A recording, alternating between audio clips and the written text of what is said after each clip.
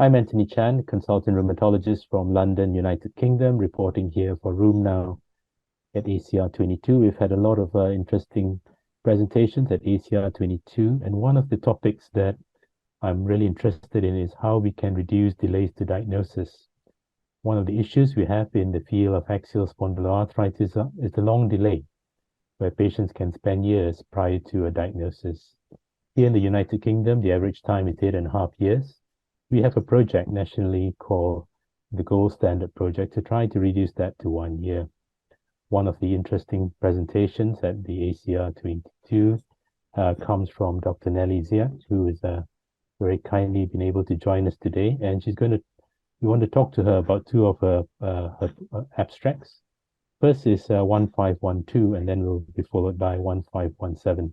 So Nelly, welcome to our session today. Thank you for joining us. Thank you, Antoni, for the invitation. So I was very interested to read your poster presentation and the abstract 1512, where you have worked with quite a few centers in a few different countries in your area to look at how, using different criteria, you can try to find the best solution to reduce delays to diagnosis. I wonder whether you could take us through your findings in 1512. Yeah.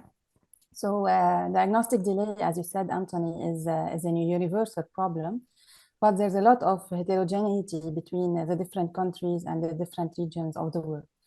So in the Middle Eastern Arab countries, it's around 7 years, but it's really variable between the countries. So what we wanted to do is to see if the available referral strategies that were published worldwide can be applied to our region. Why do we want to apply it to our region? Because we have reasons to believe that we have different systems. So first, the healthcare system is different. Patients go to different specialists. They have access to specialists, direct access to specialists. However, many times they go to the wrong specialist. They go to the orthopedic surgeon or to the neurosurgeon, to the neurologist, and this way might contribute to the delay more. They also go to the pharmacist to get NSAIDs over the counter, and this may also delay the diagnosis furthermore.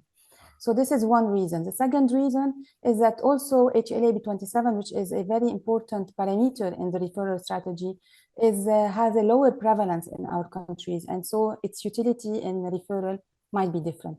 So this is why we decided to see if the published referral strategies are applicable to our country. So we included seven countries in the study, and every center talked to the referral system around him. So the doctors that usually send to them the patients. So they asked them to send them low back pain who were suspicious of inflammatory nature. So we didn't give them like specific criteria, but we told them in real life, who would you send to the rheumatologist? And so this was done on purpose to see what happens in real life.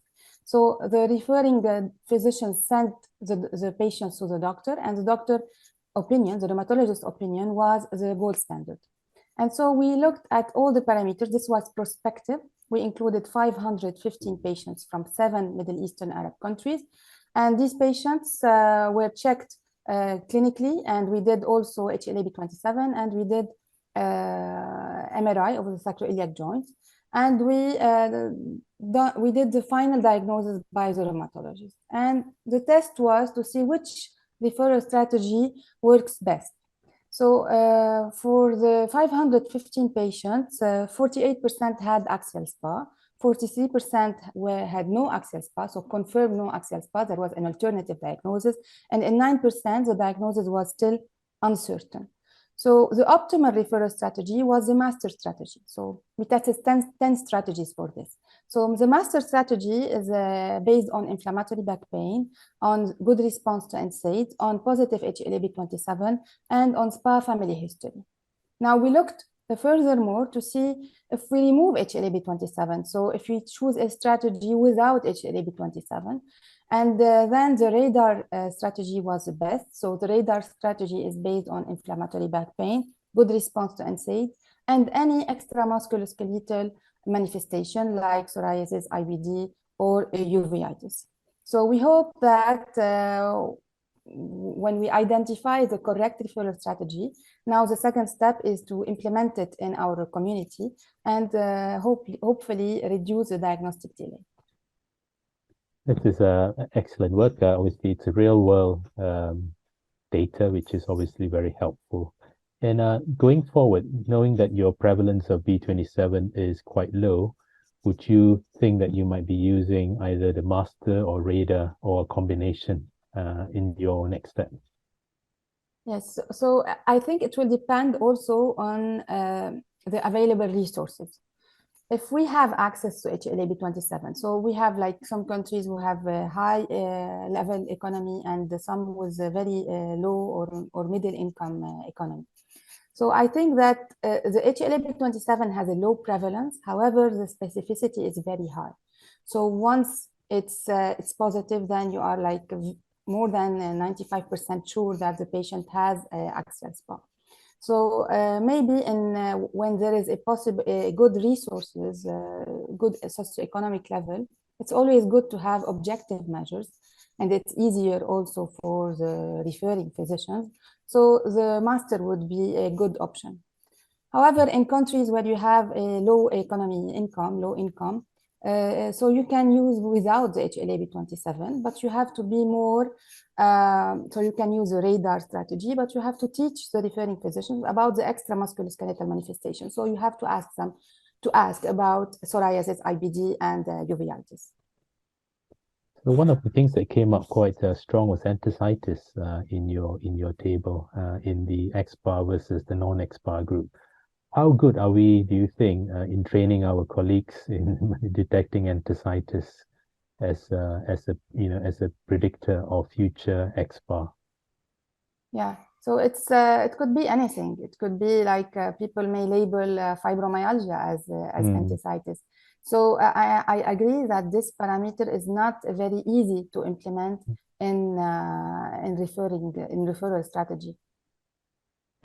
And also, you had 9% of people who are undefined. In your practice, do you repeat their scans, or how would you manage those people who you clearly were kind of in between, where they were still a bit undecided?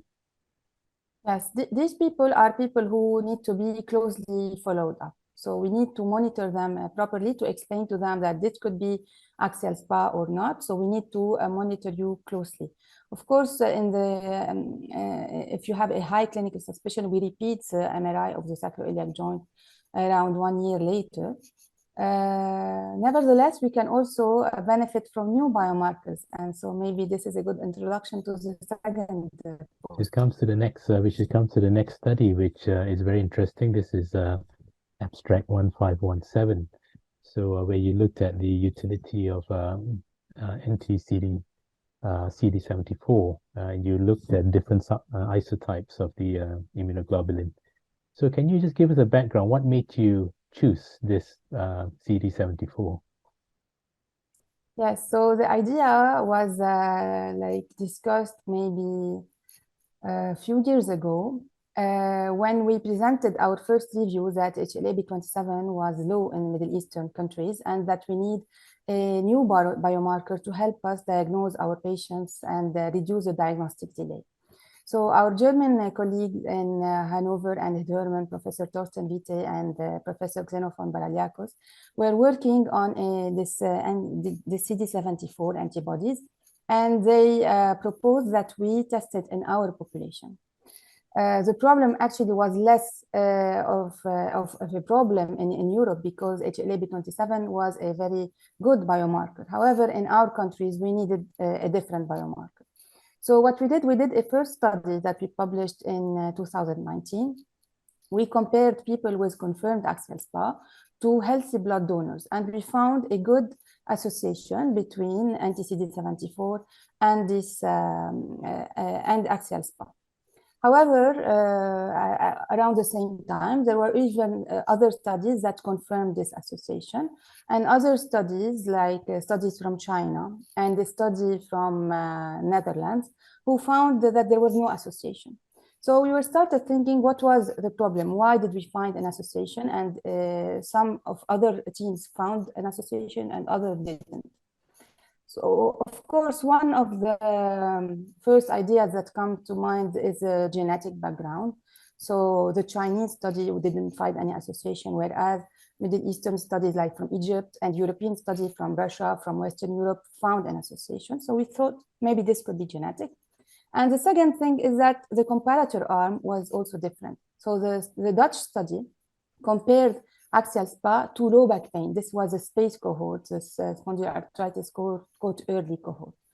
So we thought that we should test these antibodies in the population that we intend to use it later on. So in population with low back pain, not in the population comparing to completely healthy blood donors. So the really diagnostic utility of the test would be a patient with low back pain, and we are not sure if it's a SpA or not. Like the 9% that we were talking about, that the diagnosis remain uncertain. So we redesigned the study, and we wanted to include actually all the countries that were included in the previous one, so the 7 countries. However, there are a very strict restriction on exporting human data, so human samples. So from other countries, it was impossible to send the blood samples to Hanover. So this is why we ended up having 2 countries, Iraq and Lebanon, to include the patients in this study. So this was also a prospective multicenter study. We included patients who had suspicious low back pain, and we tested them for the traditional tests like a clinical CRP, MRI, sacroiliac joint, HLA-B27, and also we tested them for the 3 types of anti-CD74, IgE, IgA, IgG, and IgG4. And the gold standard was the diagnosis of the rheumatologist at the end of the day, and we tested the diagnostic properties. And we found, again, an association between anti-CD74 IgA and the diagnosis of axial SpA. So around 45% had axial SpA in that sample. So it included the 116 patients. So this is quantitatively, so it was associated. The other isotypes, so IgG, IgG4, were also higher in axial SpA compared to low back pain and compared to healthy blood donors as well, but the difference did not reach statistical significance. Now, we use this quantitative data to calculate our local threshold of positivity using the ROC curve. And using this locally derived cutoff point, we found that axial SpA was associated with IgA anti-CD74. It was positive in 56% compared to 25% in low back pain. And so this association was still significant. And the likelihood ratio, so the sensitivity was 56%, specificity was 75%, and the likelihood ratio was 2.2. Now, the association with HLA-B27 was stronger. The likelihood ratio was 36. So we looked at patients who were really our problem, so patients with negative HLA-B27. So we studied also, we did the same thing in this subpopulation, and we find that the likelihood ratio, the positive likelihood ratio was 2.7, which was still very good. So we think that based on this study, which needs really to be also confirmed in other countries from the Middle East, that if you have a patient with negative HLA-B27, the diagnosis is still uncertain, adding anti-CD74 will help confirm the diagnosis and shorten the diagnostic delay. Excellent. I think a likelihood ratio of 2.23 with your IgA would certainly be an avenue to pursue, especially if you already have a very low prevalence of HLA-B27 in the countries where you work. Obviously, one of the issues you raised was about the access to the tests. Do you think this will become something that will be routinely available in time, testing the CD74? where you So work? the test is now commercially available. We have it, we can get the test. The problem is that you need also to validate the cutoff locally, because also I didn't talk about it, not to complicate things. We also took a sample of healthy blood donor from Germany and our healthy blood donor to see the baseline levels of anti-CD74. And our baseline in healthy blood donor was lower. So the cutoff that you can use in Europe may not be the same cutoff that you can use in Lebanon, in Iraq, in Egypt, or other countries. So I think that this is now the major obstacle for using this test at large scale, because really the cutoff needs to be validated on larger level in different populations.